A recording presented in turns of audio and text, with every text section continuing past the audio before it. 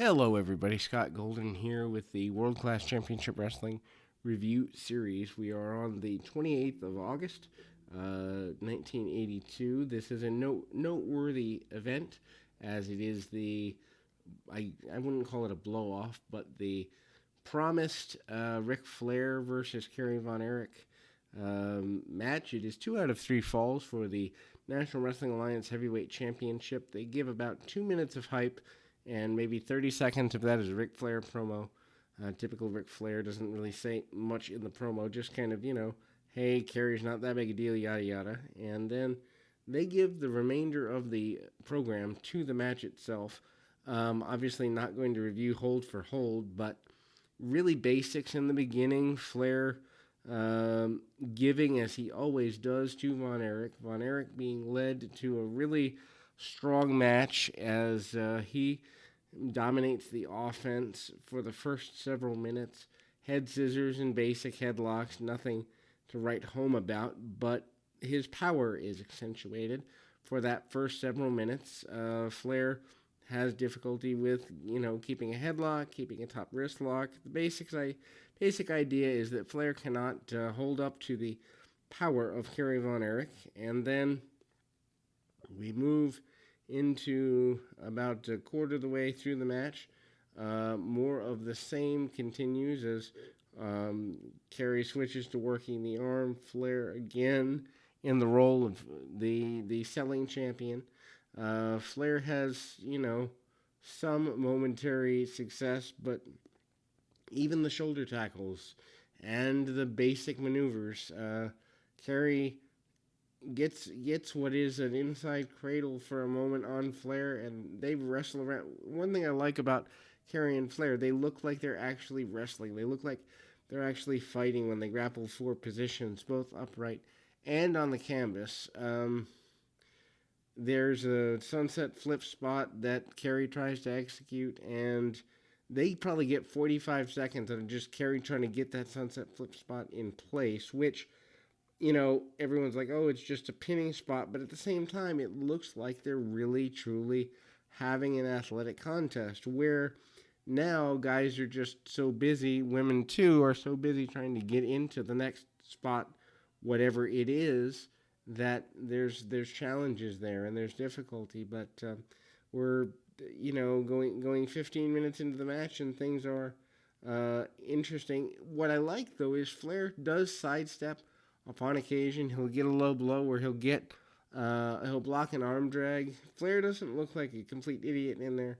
He just looks like he's a guy who's being out-wrestled, outsmarted, and somewhat intimidated by being in there with Kerry Von Erich. There is a maneuver towards the claw. Flair fights it off, and they go towards almost halfway in, and Flair gets a bit of offense, gets a near fall on Von Erich. The crowd almost dies at a single near fall. So what that tells me is, it's kind of like they really don't want to see Rick win. They also really want to see Kerry capitalize, and Flair knows when to slow the match down. He never gets more than a couple moves stringed together. So the belief is Kerry, who's been around for 4 years, can get a submission with an abdominal stretch, can continue going as needed, or Flair, will get something like a thumb to the eye to give himself leverage and room. And then you'll see Flair maybe get a back suplex, but Von Erich will come right back. It's just, what's interesting is there's always some degree of Kerry remaining in control the majority of the match, but Flair never being far from out of it. And I think the art of being a true heel is giving the offense to your babyface so much where when you do hit an offensive maneuver, Flair hits for example, Flair hitting a pile driver at just about 23 minutes into the program, and you think this should do it, but it never does. And that's part of building a babyface who is compelling. That's part of building a babyface who is almost unbeatable. The referee goes down at approximately 24 minutes into the program, and um, that adds a dynamic too. You don't see one thing you don't see is a lot of ref bumps in the early 80s, even the later 80s, and it's Flair who kind of is unsatisfied. He tosses the ref to the side. That's a disqualification. The referee actually trying to pull Flair off, and Von Erich actually hits the discus punch, um, which the referee did not call the disqualification. It would have been, but the referee gets hit with Kerry's discus punch. Kerry gets a visual pin off a crossbody, but there's no ref to call it. Referee is gone for several minutes. They send in another referee, and that whole extra added drama that's probably 2 minutes of the match adds enough to, could Flair say that it's not the proper referee, etc. and so forth. And so then we move to the, I guess, midpoint of the match. We're 25 minutes into the program, probably 23 minutes into the match, and we see Kerry with the sleeper. He's got him on the canvas, and they do the old arm drop spot, which wouldn't happen here. The referee comes in and questions that. I believe the question is because of an earlier technicality of the referee getting hit, and so Kerry is officially disqualified there. And that's the Flair gets the first fall, and it's interesting because now you've got Kerry from underneath. Flair is given a few minutes to catch his breath, both literally and figuratively, and Kerry wants to continue go, and the official is having difficulty with that. Kerry goes flying to the outside as he tries to use the sleeper hold. Of course, this is a much larger venue, so outside a little bit different than it would normally be. And Flair is barely sucking wind at this point, nearly 30 minutes into this thing.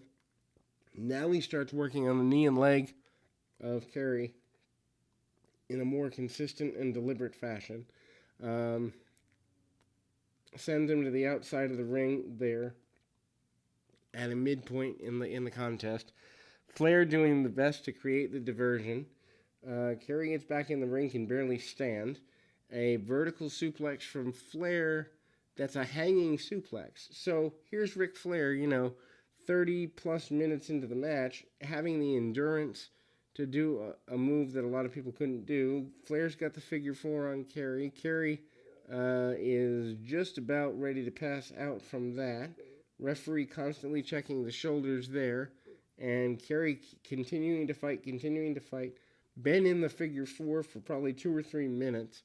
Kerry does turn the figure four, which annoys the heck out of Flair.